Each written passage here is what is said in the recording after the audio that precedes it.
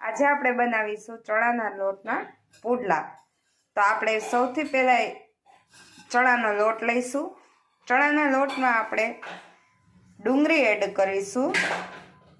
ડુંગળી મેં લઈ લીધી છે, ઝીણી ઝીણી ચોપ કરી લીધી છે ડુંગળી। હવે આપણે એમાં ડુંગળી એડ કરીશું। લીલા મરચાં છે, લીલા મરચાં એડ કરીશું।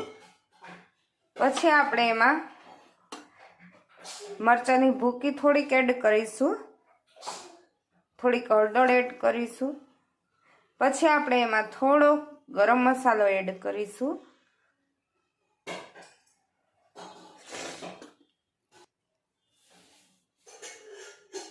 પછી આપણે એમાં મીઠું સ્વાદ અનુસાર એડ કરી દઈશું।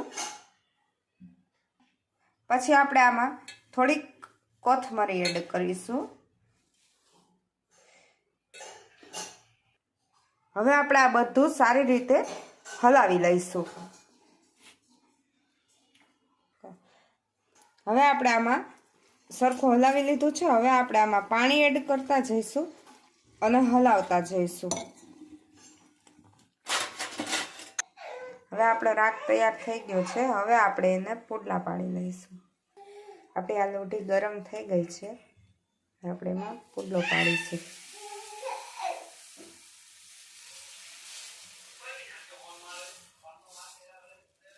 હવે આપણે આમાં ફરતે તેલ નાખીશું। એટલે તેલ નાખીશું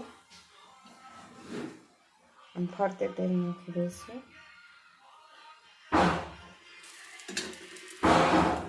એના ઉપર બી આપણે તેલ નાખી દઈશું। હવે આપણે એને પલટાવીશું।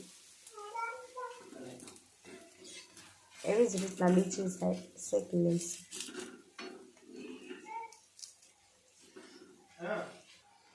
તો આપણો પુડલો થઈ ગયો છે। તમારી ચેનલને શેર, લાઈક અને સબસ્ક્રાઈબ કરી દેજો।